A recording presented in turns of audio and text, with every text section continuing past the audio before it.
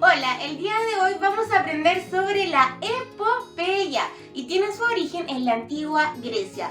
Y para que sepan, su registro más antiguo es del año 2200 a.C. Este es un texto narrativo porque narra una historia, pero está escrito en verso, al igual que un poema. Bueno, y conozcamos algunas de sus características principales. Primero, tiene una base real o histórica. ¿Qué significa esto? No es que narre hechos 100% real, sino que son hechos ficticios, pero se basan en un contexto histórico real o ocupa datos o antecedentes reales históricos del pasado. 2. Tiene una estructura externa que se divide en rapsodia. Y 3.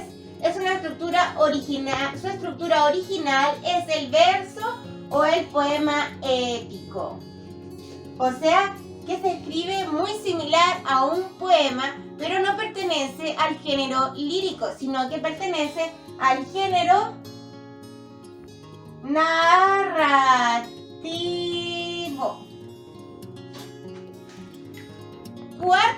La cuarta característica es que tiene personajes como los héroes y también tiene personajes mitológicos y fantásticos con características subreales como los dioses y los semidioses.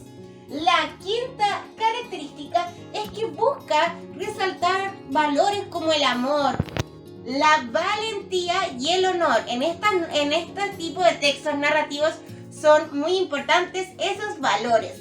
Y la sexta característica es que retrata hechos bélicos o también hechos de guerra considerando un contexto específico, es decir, que van a considerar alguna época histórica que sea pertinente y va a narrar esos hechos, pero siempre narra igual hechos bélicos de guerra o de cruzadas.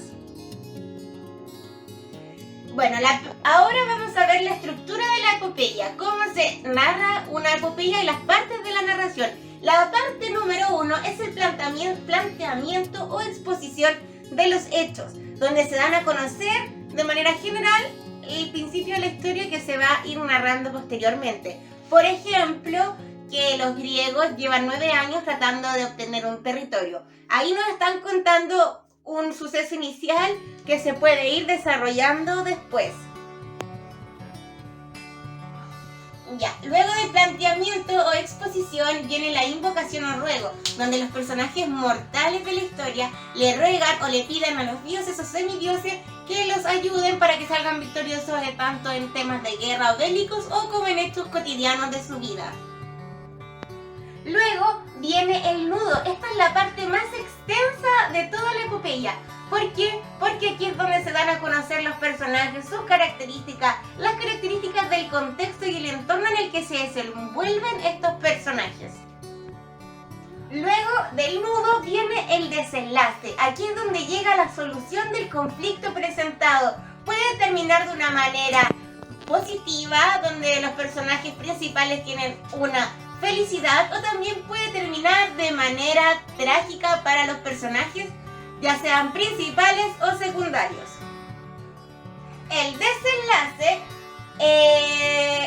es la parte en la que les comenté donde se solucionaba el conflicto. Bueno, el epílogo es la última parte que le pone fin a la epopeya y le pone fin luego de que narra de manera muy resumida los hechos que vienen después del desenlace, después de que se solucionara o no el conflicto del que se trataba la epopeya. Y esas son las partes de la estructura de la epopeya, de cómo se van narrando, desde el planteamiento, exposición, la invocación o ruego a los dioses o semidioses, el nudo, el desenlace y el epílogo que le pone punto final a nuestra epopeya.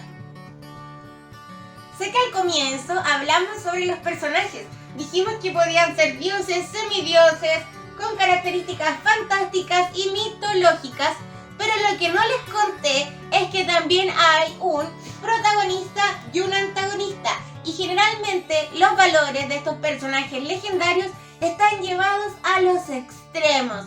O sea, el protagonista puede ser muy bueno, valiente, y el antagonista es malvado y vengativo.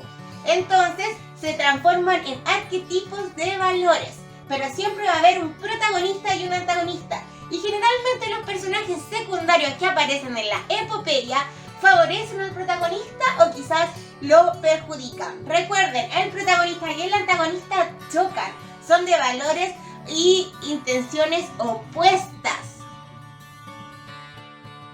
Bueno, y para finalizar este video les quiero contar qué tipo de narrador es el que nos presenta la epopeya o el que la narra, valga la redundancia. Bueno, es un narrador de tipo omnisciente. ¿Qué significa esto? Que narra en tercera persona, pero aún así nos hace sentir como que estuviera muy cerca de los hechos que está pasando, puesto que el narrador omnisciente sabe todo lo que está pasando, incluso lo que sienten o piensan los personajes. Él es como alguien que da testigo de lo que está pasando y lo está comentando a la vez, y de todos los personajes y de todo lo que está sucediendo en la obra.